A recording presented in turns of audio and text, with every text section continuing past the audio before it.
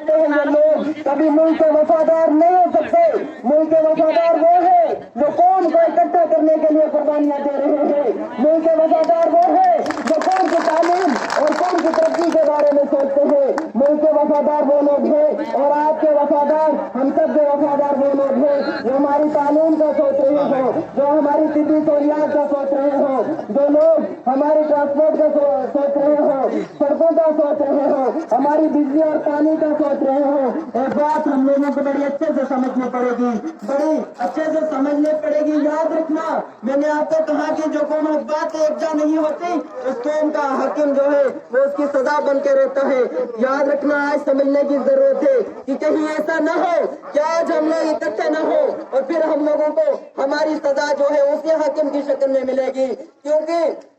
हम देख ले कि इस वक्त ये तो इलेक्शन है, लेकिन हर मसले में हमने यही सोचना है कि भाई चाहे यहाँ का हिंदू हो, यहाँ का मुसलमान हो, यहाँ का किसी भी जात से ताल्लुक रखने वाला कोई भी फर्द हो, वो सिर्फ ये सोचे कि हमें किस तरह से चलना है इस दौर के अंदर,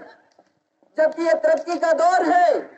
और हम लोग इस वक्त मजहब के नाम पर और जात के नाम पर जिस तरह से हम लोगों के घेरने की, दरारें पैदा करने की और बांटने की कोई कोशिश कर रहा हो, तो इस वक्त हम लोगों को समझने की जरूरत है कि हमें क्या चाहिए। एक बात अच्छी तरह से मैं हर एक को समझाना चाहता हूँ, चाहे यहाँ का गुजर हो, कश्मीरी हो, हिंदू हो या मुसलमान हो, हर नौजवान से कहना चाहता हूँ, एक बात हम अच्छी तरह से सोच लें कि वो लोग, हालांकि इस बात को अच्छी तरह से सारे लोग जानते हैं कि मैक्सिमम जगहों पे लोग अपना सियासी फायदा हासिल करने के लिए, अपनी कुर्सियों को बचाने के लिए हिंदू, मुसलमान, गुजर और कश्मीरियों का गार्ड करते हैं। लेकिन एक बात हम लोगों को जहन में रखनी पड़ेगी कि अगर हम आपस में दरारें पैदा करते हैं, हम लोग आपस में लड़ाइयाँ लड़ते हैं, तो उससे क्या होगा? उससे और कुछ नहीं हो सकता, नुकसान हमारा है। वो लोग कल तक कुर्सियों पे बैठ जाएंगे। अरे किसी शायर ने बड़े अच्छे से कहा था कि लगेगी आग तो आएंगे घर, कहीं सब में, यहाँ सिर्फ हमारा मकान थोड़ी है। ये समझने की बात है। अगर मैं दूसरे बंदे से लड़ रहा हूँ तो नुकसान मेरा भी होगा,